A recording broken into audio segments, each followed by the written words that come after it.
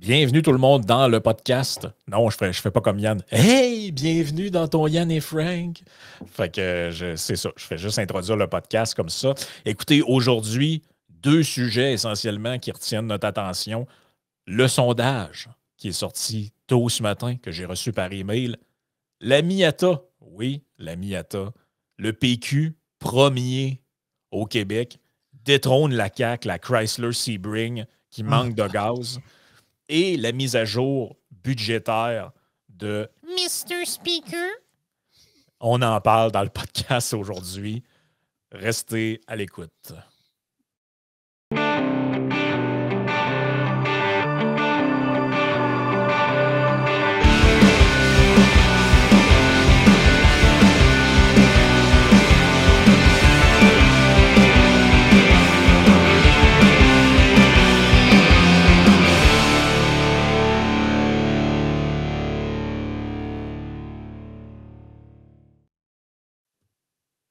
Et oui, écoute, pour la première fois depuis 2015, c'était en mai 2015, la dernière fois, plus précisément le 17 mai 2015, le PQ avait obtenu un sondage où il avait 2 points d'avance sur les libéraux à l'époque. Les résultats, c'était 34 pour le PQ, 10 pour QS, 32 pour les libéraux et 20 pour la CAQ. Et pour la première fois depuis ce temps, nous avons un sondage qui vient de sortir. Je vous partage les résultats de Québec 125 à l'écran. Et bon, ça, c'est encore ce que vous voyez à l'écran, ce sont les mises à jour. Mais ce que vous voyez ici, on voyait les deux tendances. Les deux tendances, la croix de la mort est officiellement arrivée. Et c'est ce sondage Palace Data-là qui est sorti ce matin où on nous dit que le PQ est en avance à 30 6 points devant son principal concurrent qui est la CAQ. Donc, c'est une dégringolade incroyable depuis début 2023 pour la CAQ qui est passée de 40 à 24 dans ce sondage-là. PLQ, toujours plus ou moins dans les mêmes eaux. QS à 16, PCQ 11.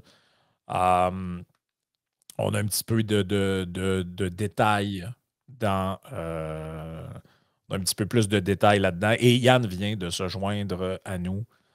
Donc, on peut le faire rentrer. Yes, sir. Oh, yes. Le voici, le voilà.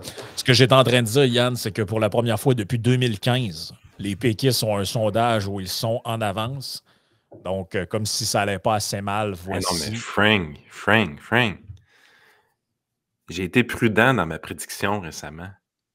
Ouais. J'ai dit, mark my words, le PQ va être en tête d'un sondage d'ici 18 mois. Ouais. Chris, je pensais pas que ce serait 18 jours. Là. Non, c'est ça. Ça n'a même pas été 18 mois, ça n'a même pas été 18 semaines. Donc, ça, c'est ce qui sortait ce matin avec Palace Data qui a sorti son sondage. Et voici les résultats. On a la Miata en tête à 30 suivi 6 points derrière par la Chrysler Sebring. On a le vélo électrique qui est à 16 à égalité avec. Qu'est-ce que ça pourrait être, les libéraux? Un Pontiac Grand Prix fini. Oui, c'est ça. Le Pontiac Grand Prix et le vélo électrique sont à égalité à 16 pour les libéraux et QS. Et le F-150. Oui, et le F-150 clôt la marche à 11 derrière. Donc, c'est un sondage qui a été fait la semaine passée, le 17 et 18 novembre. On a les, c'est troublant, Frank. On a les résultats par région. Ah ouais? Montréal, RMR, le PQ serait premier dans la grande région de Montréal. Donc, vous comprendrez que c'est probablement pas l'île au génie. Là. On parle du 4-5-0 parce que si on compte juste l'île comme telle, les libéraux doivent quand même être en avance. Là. Donc, on dit le PQ à Montréal à 28, suivi par la CAQ 23, PLQ 20, QS 17, PCQ 10. Dans la grande région de Québec, La Miata poursuit sa lancée à 35 %. Le PCQ est deuxième à 20. QS 18, la CAQ à 10. La CAQ est rendue quatrième. Je vous rappelle qu'ils ont rasé pratiquement la région de Québec à grandeur, excepté le comté de Étienne Grandmont, autrefois Catherine Dorion, lors des dernières élections.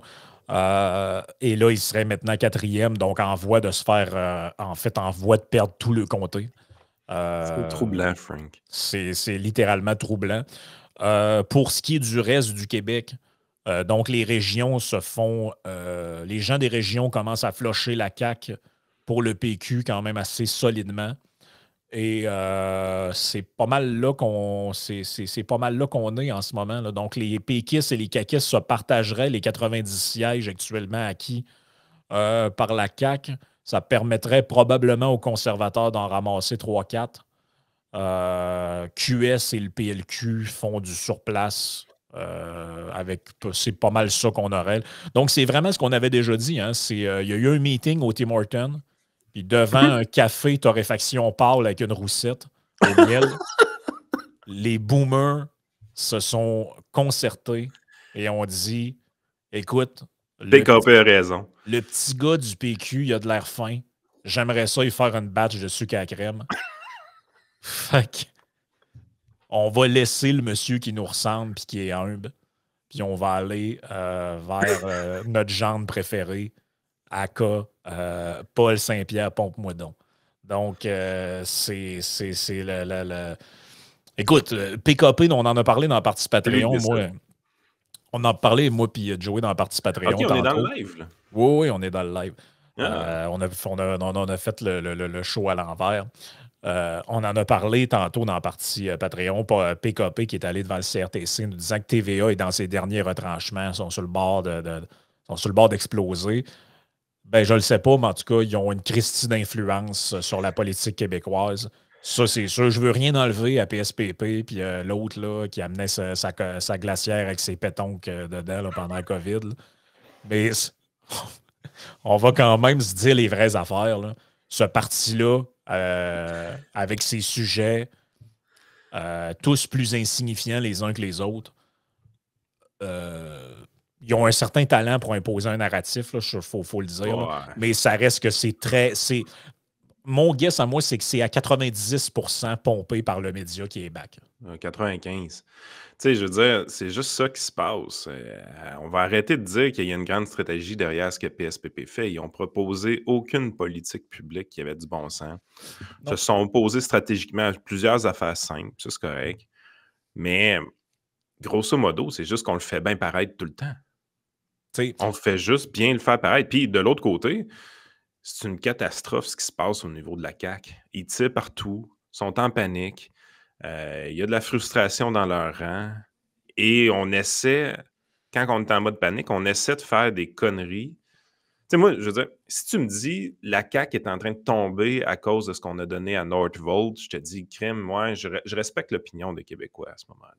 Si tu me dis, on fait tomber la CAQ parce qu'on sent qu'ils nous ont menti un peu avec le troisième lien, tout ça, fait qu'on va voter pour un parti qui voudrait le troisième lien, tu sais, je pourrais comprendre un peu.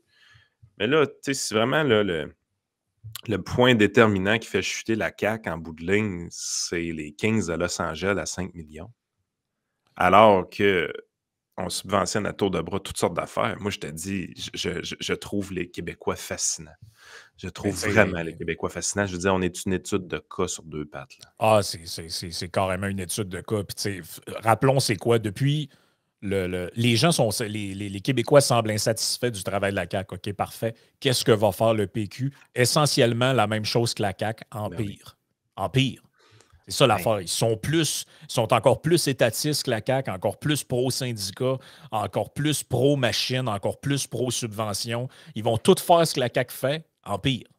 Plus désorganisé. Le Parti québécois qui restait 3 députés, oubliez ça, là, ils n'ont pas de staff. Tu sais, je veux dire, leur staff politique se l'ont tout fait voler par la CAQ. Mais là, le shit show qui va commencer, parce que, mettons que ça l'arrive à 12 ou à 18 mois avant les élections, c'est une chose. Mais là, C'est 3 ans avant. Ça veut dire que le parti de la CAQ va agoniser. Moi, je ne vois pas la CAQ revirer ça de bord demain matin. Ça va faire comme Justin Trudeau, une lente mort. Mais il y a 90 députés. Donc, il y en a une soixantaine, peut-être une cinquantaine qui ne sont pas ministres. Cette cinquantaine-là, ils vont se laisser séduire par le PQ assez rapidement, puis ils vont traverser la Chambre. Ben, Première des choses. en ce moment, ce qu'on me dit entre les branches, c'est que c'est pas fin de dire ça, les rats quittent le navire, hein, mais c'est une expression. Vous comprenez ce que je veux dire? En ce moment, les rats cherchent à quitter le navire par deux portes différentes. Il y en a qui sentent l'appel de la Miata et qui regardent PSPP et disent ah, c'est extraordinaire, ça. Plus il monte dans les sondages, plus il me semble que je me verrais bien à côté de lui puis du gars avec la glacière de pétanque. Et il y en a d'autres dans la région de Québec qui travaillent très fort pour se faire coopter par les conservateurs fédéraux. Ah, ben oui, les conservateurs fédéraux, ça, c'est sûr. Belle porte de sortie. Belle porte de sortie, genre honorable. Non, non, moi, j'ai pas perdu. Puis tout, j'avais démissionné parce que de toute façon, j'étais rendu là dans mon plan de carrière. Hey, Monsieur Poilievre, est-ce que vous auriez quelques rétines à scanner pour moi, s'il vous plaît? Monsieur Poilievre, avez-vous le goût d'avoir un fouet bien aiguisé? Et malheureusement, comme on l'a dit hier dans l'entrevue qu'on a faite avec Éric Duhem, on en a abordé ce point-là plus vers la fin du podcast. Ce qu'on disait, c'est qu'il y a un mythe qui est entretenu, qui a un vase un peu communicant et que le Parti conservateur du Québec, c'est la CAQ. Le représentant conservateur au niveau fédéral au Québec, ce sont la CAQ. Pourquoi? Essentiellement à cause de Gérard Deltel qui est passé de la CAQ aux conservateurs et de certaines personnes comme Éric Girard, entre autres et autres. Donc là, ce qui est en train d'arriver, c'est qu'il y a du genre de maraudage. Moi, ce qu'on me dit, c'est qu'il y a des gens autour de Poilievre qui lui ont dit de ne pas toucher à ça. Ça, c'est des gens intelligents. Pierre, écoute ces gens-là. C'est Touche ça. pas à ça. Écoute ces gens-là. Parce que je pense que des gens de faux conservateurs, il y en a assez de même. Là. T'en manques pas. T'en manques pas. La cour est pleine. La cour est pleine. On est déjà pogné avec les pros Charest. On va-tu être pogné avec les pros Legault en plus? Et ça va être beau, là. On aurait la députation conservatrice la plus weird de l'histoire si vraiment les caquistes traversent au PCC. Là. Ce serait l'enfer. Moi, je pense pas que c'est une bonne idée, mais la seule personne, je pense, qui pourrait être tentant pour eux autres de recruter, c'est Guilbeault, parce qu'elle fait un peu le rôle du matamor. Ouais. Donc, tu sais, les conservateurs vont avoir besoin de matamor pour mater. Guilbeault, à la base, c'est une libérale. Ouais, mais je suis pas sûr qu'elle attende D'après moi, le fond idéologique. D'après moi, le fond idéologique, il est flou un peu. Là. D'après moi, t'as un mec Poilievre, elle est rendu full conservatrice. T'as un mec QS, elle est rendu QS. Tant qu'elle a le droit de prendre son fouet, je pense qu'elle est contente. Ouais, tant que le talon haut entre les deux omoplates est permis, il n'y a pas de problème. Moi, en tout cas, c'est ce que j'en comprends. Fait que c'est ça. Voilà pour les sondages. Fait qu'on, ce qu'on va voir, c'est quand est-ce que les politique, gens... Frank. Le staff politique. Là, tous les Stéphane Gobeil de ce monde qui vont vouloir se faire engager par le PQ parce que, crime, ça va être la séance d'embauche historique la plus grande du Parlement. Si vraiment le Parti québécois prend le pouvoir dans 3 ans, en passant de 4 députés à genre 60, 70, as-tu pensé la quantité de staff politique qu'ils ont à engager d'un seul coup? Fait que là, tu as une manœuvre qui doit se passer dans les prochains mois, prochaines années, c'est que tous les caquistes qui ont chié sur le PQ dans les dernières années doivent redevenir péquistes. Oui. Hey, ça va être magique, man. Ça va être un shit show incroyable. Burnout fringant, là. C'est dans... C'est quand qui appelle PSPP puis qui dit « Comment ça va, ma petite sœur? Viens que je te prenne dans mes bras. Puis as-tu retrouvé le bonheur dans ton trip au Bas-Canada? » Moi, c'est juste ça que... Si jamais il l'appelle, il faut qu'il chante. Oh oui, le gars avec la face de Puma, c'est clair qu'il est en train de sortir ses cuillères de bois et sa ceinture fléchée.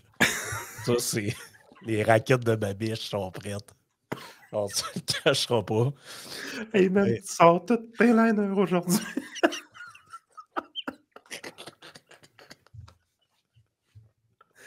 Ah, incroyable. Mais est-ce que les livres d'histoire vont se rappeler de De François Marie-Ève Ier.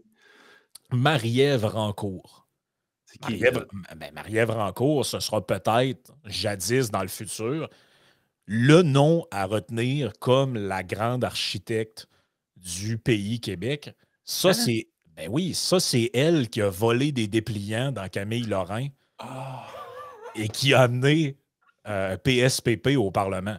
Ben oui, parce que Ouais. on va se rappeler quand même des faits, là. Le gars était même pas sûr d'être élu dans sa partielle, mais en fait, dans son comté.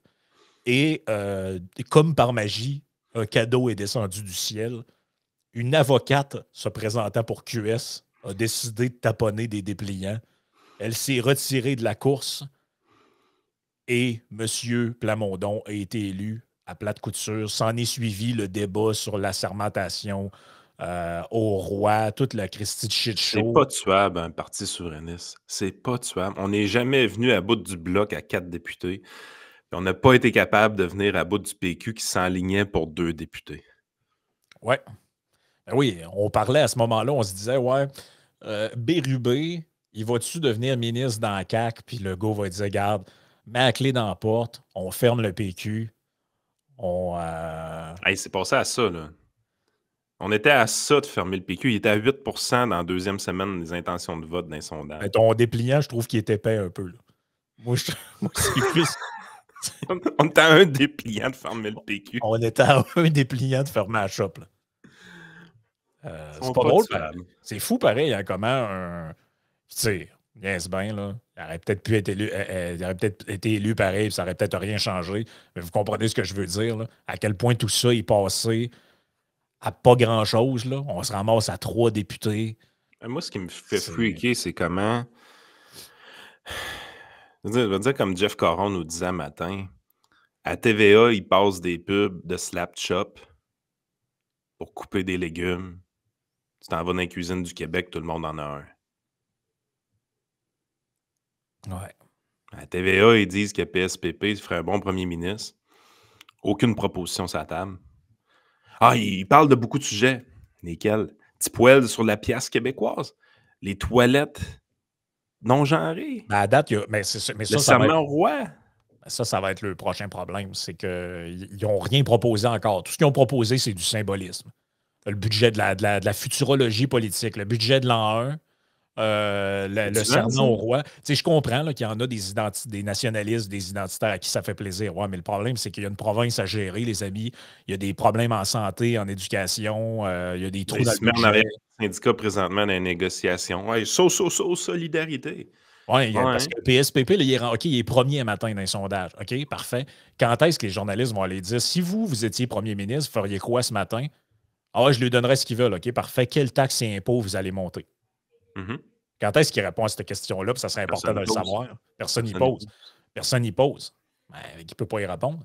Moi, quand je dis qu'on devrait indexer et donner un rétro proportionnel à ce qu'il aurait dû avoir comme indexation des employés de la fonction publique, je le dis comment je le finance.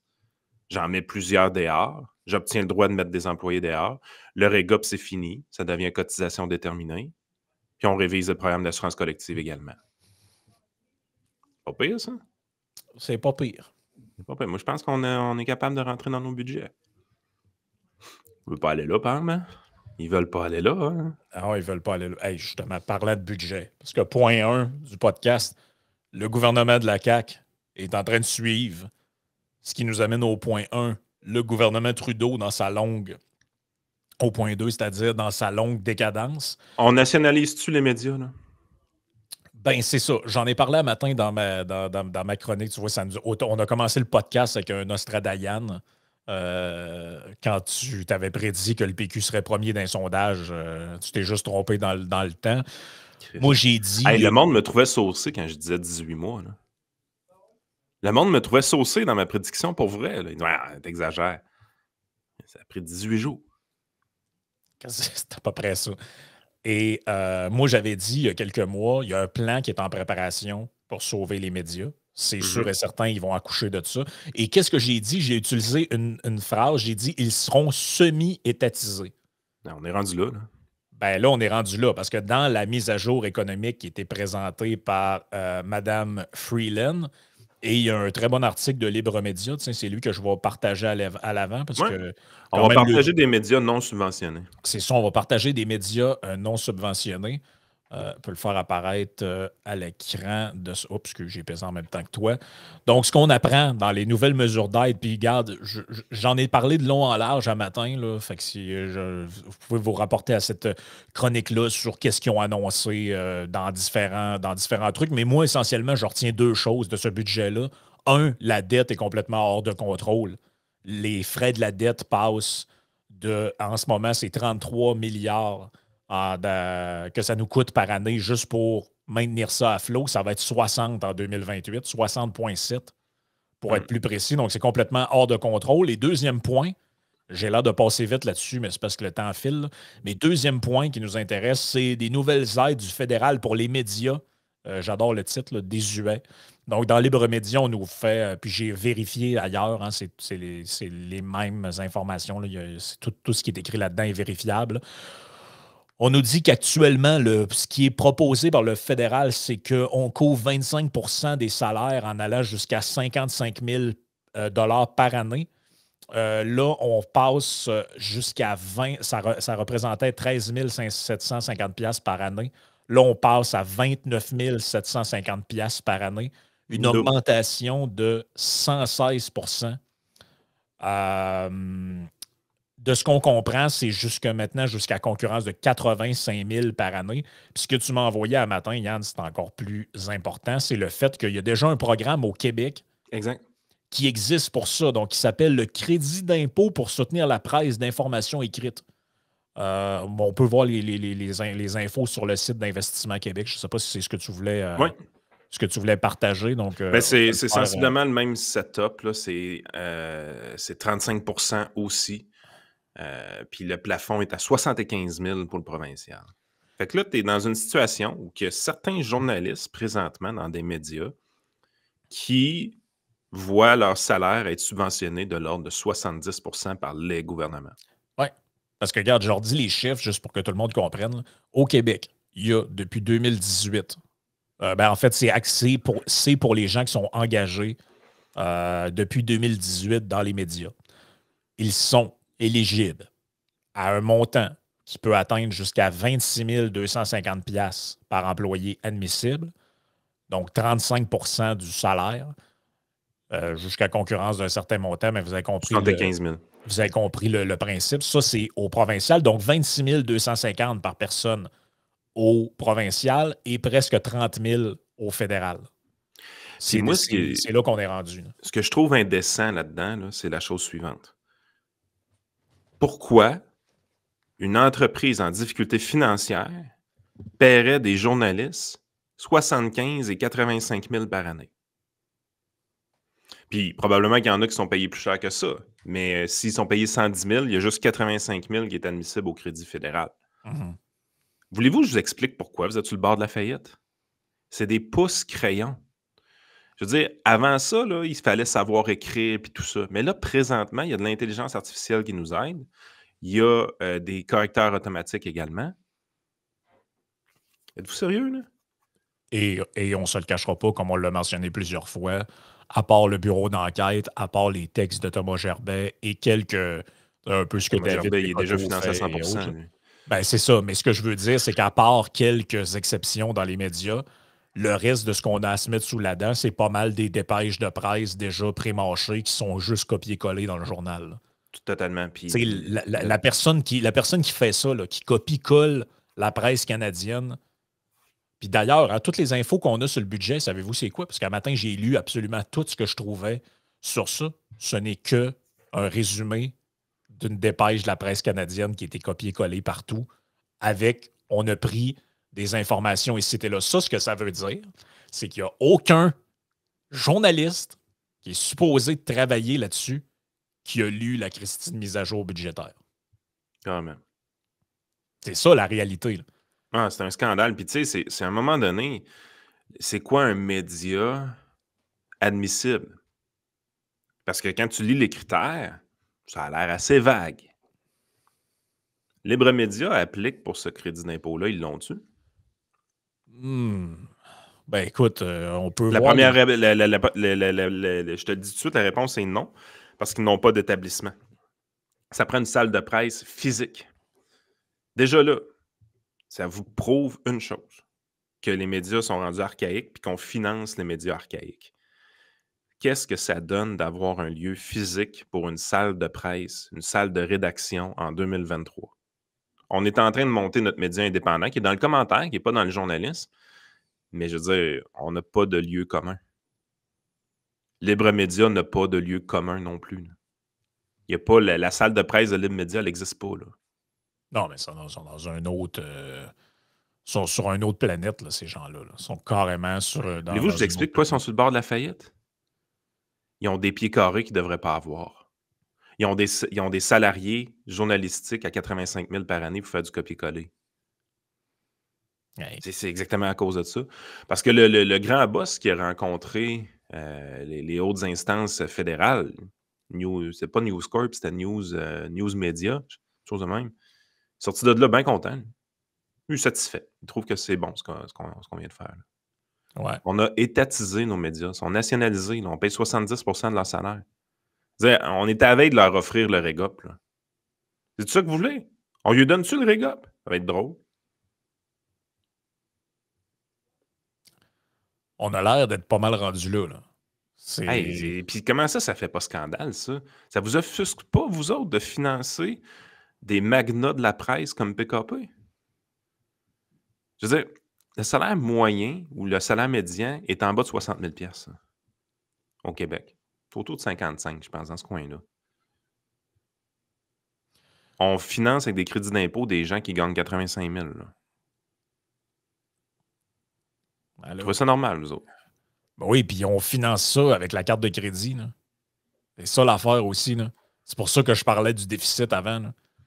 C'est que, tu sais, là, moi, je veux bien. Là, les médias ont résumé ça, comme je te dis, avec la dépêche de la presse canadienne. Là. Mais la réalité, là, c'est que il y a une dette, il n'y a aucun plan de retour à l'équilibre budgétaire. Aucun. Le service de la dette est hors de contrôle et que malgré ça, il y a 21 milliards de nouvelles dépenses. C'est ça la réalité. Ils sont malades. Faut les tasser de là. Puis éventuellement, Pierre Poilievre, malheureusement, n'aura pas un mandat facile.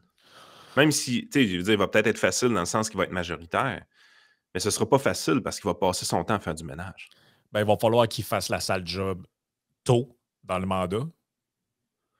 Parce que ça, c'est normalement, c'est ça la stratégie. Là. Ça va être quoi la campagne électorale prochaine si Pierre Poilievre dit qu'il veut couper ces crédits d'impôt-là?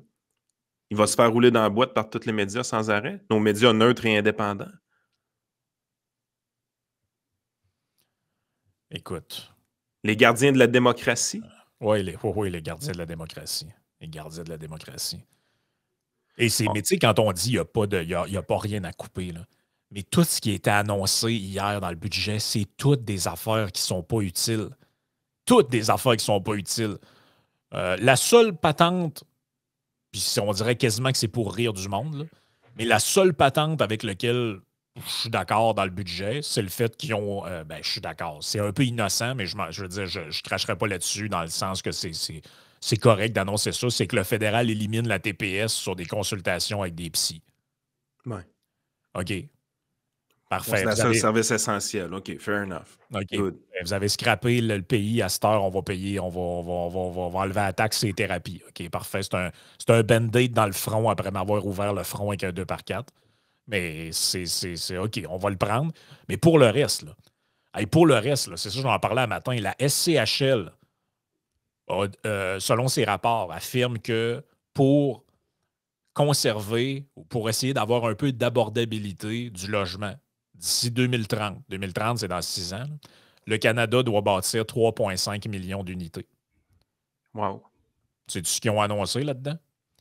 ils ont annoncé des prêts de 15 milliards pour construire 30 000 logements. Ah! Comment ça, 15, 15 milliards, 30 000 logements? 15 milliards, 30 000 logements, plus une enveloppe de 1 milliard sur 3 ans pour construire 7 000 logements sociaux. 1 milliard pour 7 000 logements. Là, c'est 50 000 $ par unité. Là. Ça va?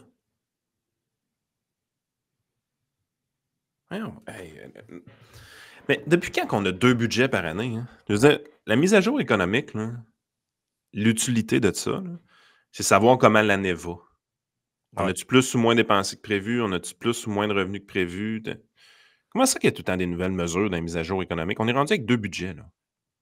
Parce que ce sont des outils Politiques. de gestion de l'opinion publique. C'est que là, ça va mal, tout le monde, les médias veulent de l'argent, les syndicats veulent de l'argent, les fonctionnaires veulent de l'argent, tout le monde veut de l'argent. Fait que. Hey, mais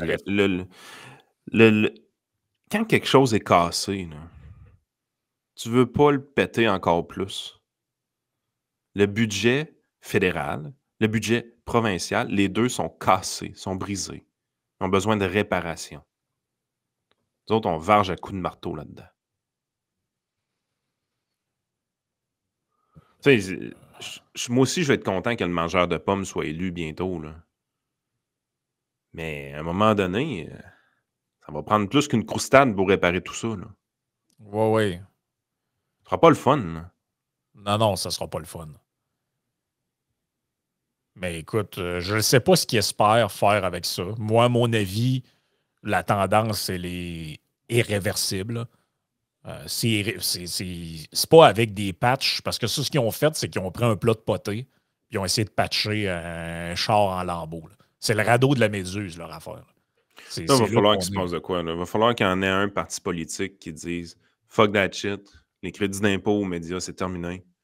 On les abolit dès qu'on est élu. » Moi, je pense que le PCQ doit mener cette bataille-là au Québec. Puis je pense que les conservateurs fédéraux doivent mener cette bataille-là. C'est assez. Là. On fait rire de nous autres.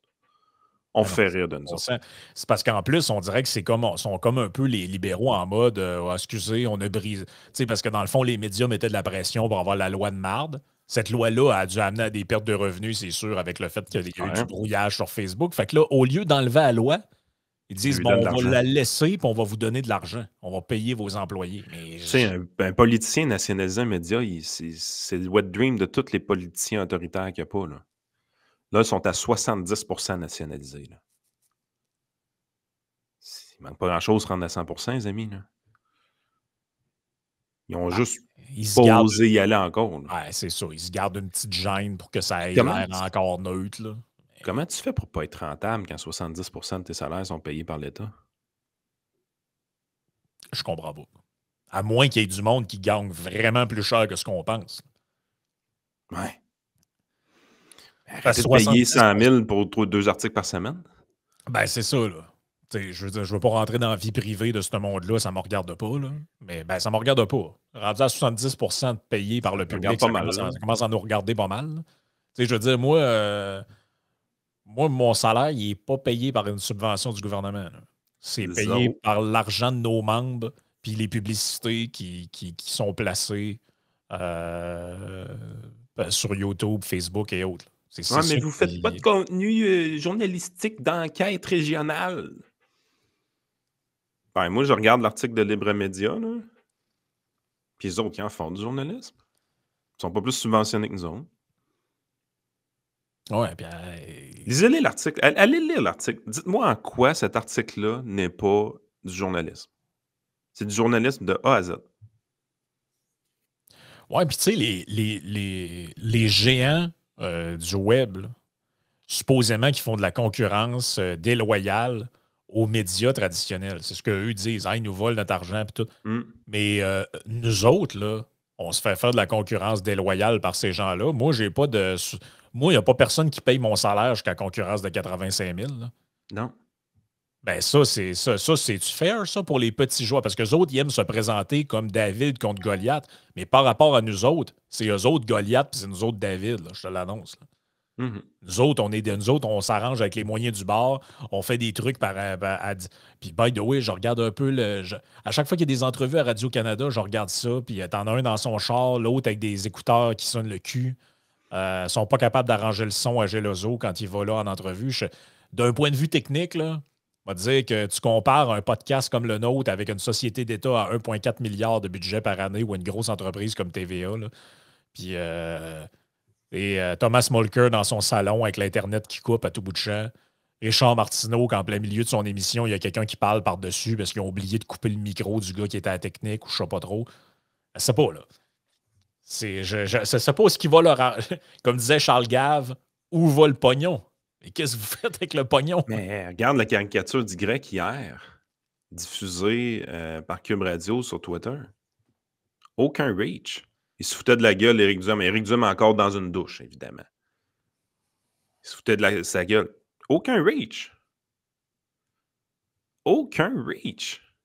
Non. La seule chose qui marche encore, puis c'est indéniable, on l'a dit en début de podcast avec PSPP, la seule chose qui marche encore dans ces médias-là, c'est de faire bouger le vote boomer. Ouais. C'est la seule fonction qu'ils ont. Ils ne sont pas capables de rien faire d'autre. Ils ne s'adressent qu'à une démographie, dans toutes les démographies possibles. C'est 65 ans et plus, that's it, that's out. C'est terminé, les médias. Là.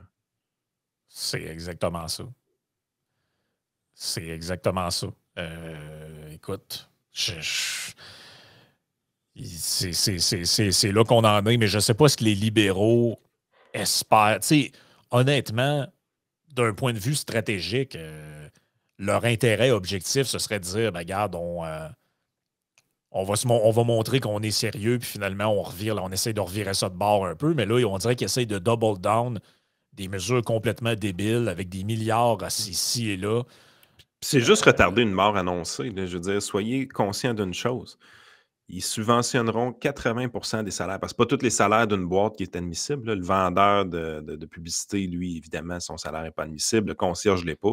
Malgré que si tu fais une coupe de texte au nom du concierge, je peux peut-être le passer, lui-ci. Mais tu es vraiment dans une position, parce que, tu sais, on s'entend-tu, ça doit être assez laxiste, la surveillance de ça. Là? Ben, Ouais. tu lis la définition du crédit d'impôt, ben, l'employé doit consacrer au moins 75% de son temps à la rédaction. On va envoyer un fonctionnaire du gouvernement checker ça pour vrai. Niaisez-vous. C'est Niaisez-vous. ça. Niaisez-vous avec vos conneries. Mais tu sais, on parlait de la dette tout à l'heure, là, juste pour donner un ordre d'idée, de grandeur.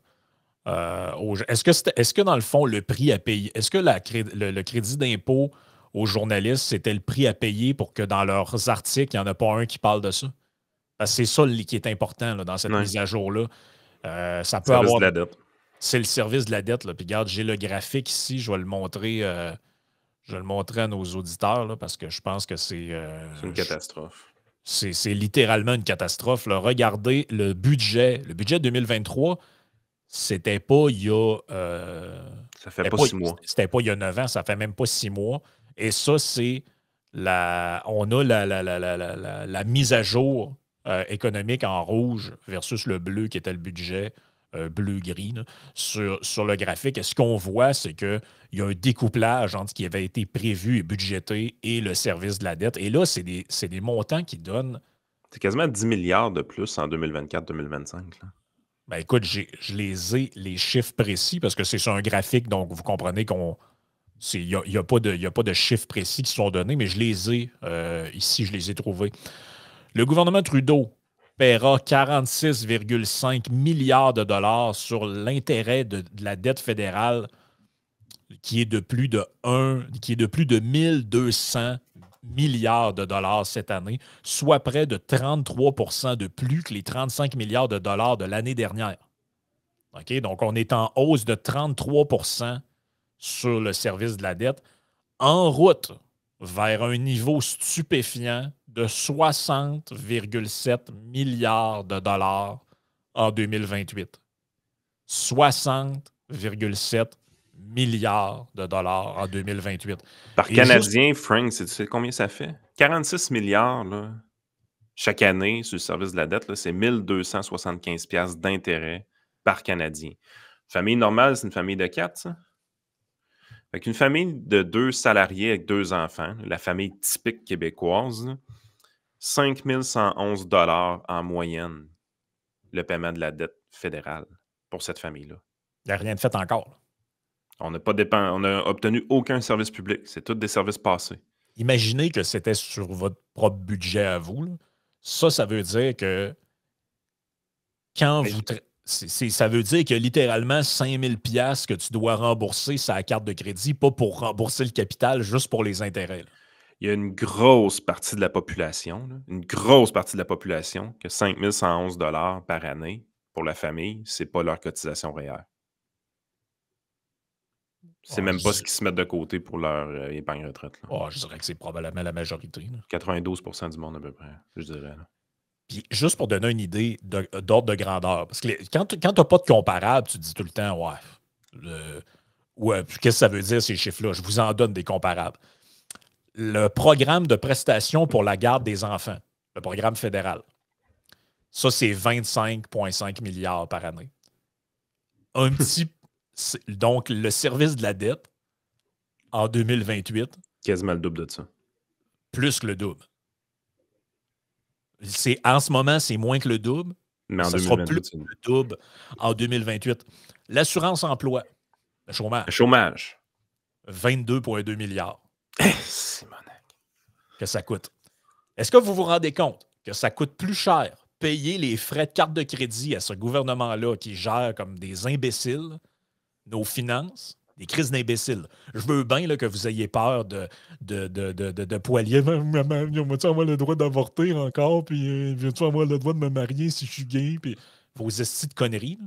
Ben, ça, c'est des chiffres qui parlent. Ça coûte 22,2 milliards de dollars en chômage au fédéral. Ça coûte 46,5 milliards de dollars en intérêt, sa dette. Il n'y a aucun service qui est donné avec ça. C'est juste se maintenir la tête au-dessus de l'eau. Malade. L'armée, c'est combien ça, l'armée, que ça coûte? L'armée, c'est à peu près 25 milliards, l'armée. 25 milliards. Ça coûte plus cher de payer la petite carte de crédit de Trudeau que d'assurer la défense nationale de notre pays.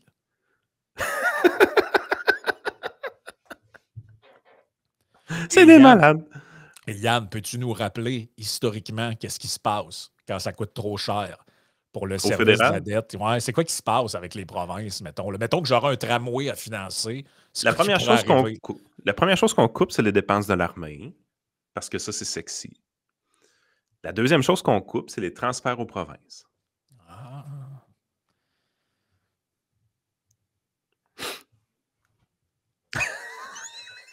Je trouve va pogner, man. Ça va être les prochaines années politiques, vous allez halluciner. Vous allez halluciner. Puis là, présentement, on est encore en croissance économique. Hein? Tous les scénarios de budget fédéral et provinciaux impliquent des scénarios de croissance économique. Mettez une récession là-dedans, vous allez capoter vos vies. Ben là, le croqueux de pomme, va falloir qu'il lâche la pomme et qu'il craigne la chainsaw, d'après moi. Là. On s'en va vers la chainsaw, les amis. On s'en va vers la chainsaw. Parce que si c'est pas géré des dépenses publiques, ça crée de l'inflation. C'est quoi qu'elle nous disait, non, la Banque Scotia, déjà? Ah oui. Présentement, on a augmenté les taux d'intérêt de 4,5 % pour combattre l'inflation. On y arrive à peine. On a peut-être réussi à la contenir, mais on y arrive à peine. Pour l'instant, on ne peut pas dire que la bataille est gagnée. 4,5 %. Sur ce 4,5 %-là, 2 %, 200 points de base, est directement attribué à la faute des gouvernements.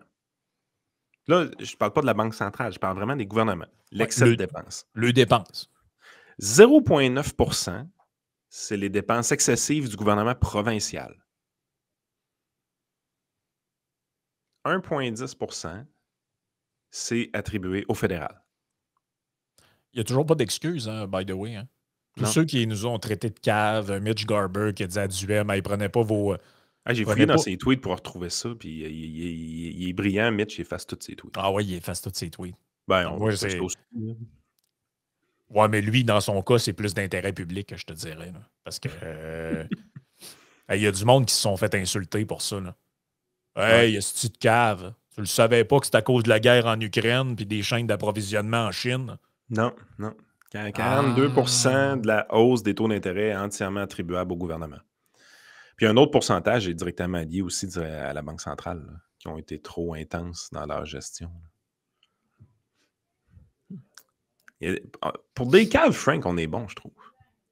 Ben là, à date, je trouve qu'on a pas mal 3 On en voit 3 venir avec la eux. montée d'IPQ pas mal plus vite que les autres. Ben oui, On voit venir la nationalisation des médias pas mal plus vite que les autres. On voit venir la création de l'inflation par les actions des gouvernements pas mal plus vite que les autres. Chris, pour des caves, on n'est pas pire. À date, c'est quand même pas si pire. C'est quand Pour même des pas caves si que tout le pire. monde fait semblant qu'on n'existe pas, là, on n'est pas pire. On n'est pas pire. On n'est pas pire. Ouais. Écoute, les prochaines semaines, prochains mois, prochaines années vont va être être drôle. Puis découragez-vous pas. Là. Prenez du popcorn, riez-en, là, parce que là, vous allez avoir un shit show politicien d'un. Vous allez tous voir les guédailles fuir les partis politiques libéraux et caquistes pour s'en aller vers de nouveaux cieux, pour poursuivre leur carrière étincelante en politique. Amusez-vous avec ça. Amusez-vous. Regardez-les patiner. Regardez-les, les journalistes, à rien comprendre à l'économie, puis être obligés de poser des questions économiques quand on va être fourré économiquement. À un moment donné, là, ayez du fun, divertissez-vous avec eux autres, parce que sérieux, ils ne changeront pas. Et le plus drôle dans ça, puis on va terminer là-dessus, c'est qu'on avait un sondage hier qui était rendu public. Je vais vous le mettre à l'écran parce que ça correspond à un des liners, moi, que j'ai depuis quand même assez longtemps là-dessus. Puis je pense que tu étais pas mal d'accord sur ça. Là.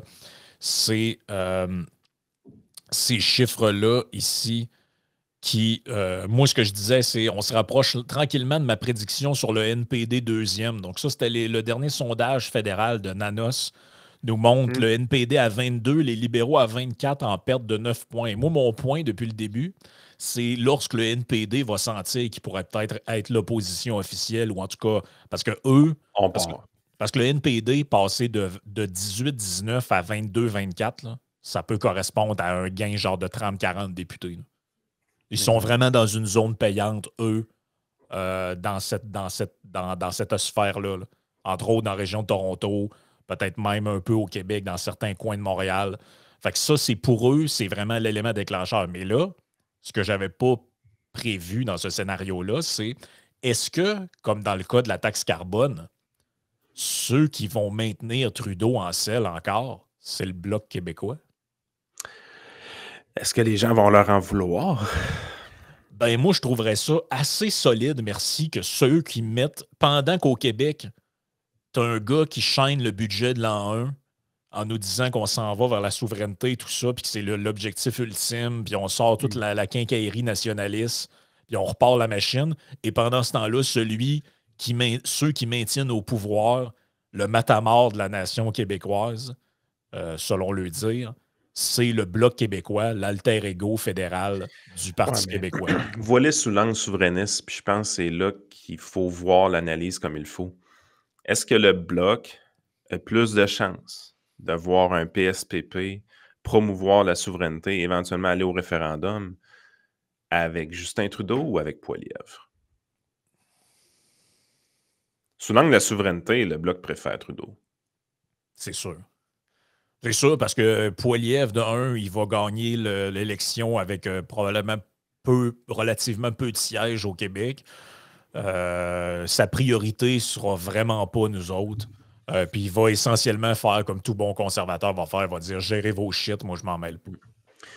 Hey, c'est tout pour aujourd'hui. Contrairement à d'habitude, on finit le podcast d'une manière un peu différente aujourd'hui.